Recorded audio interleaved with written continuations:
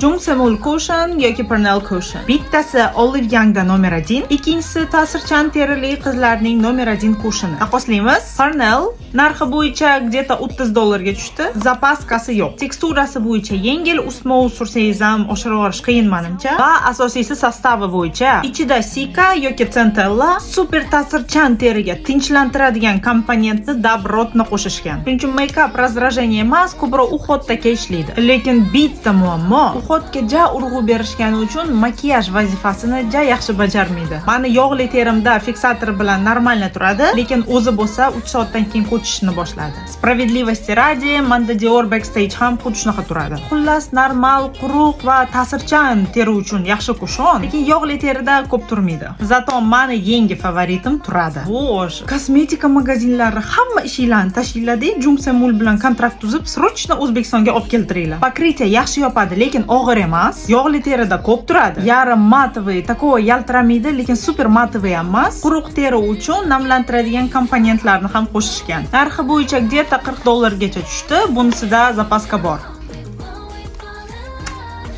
Bye bye.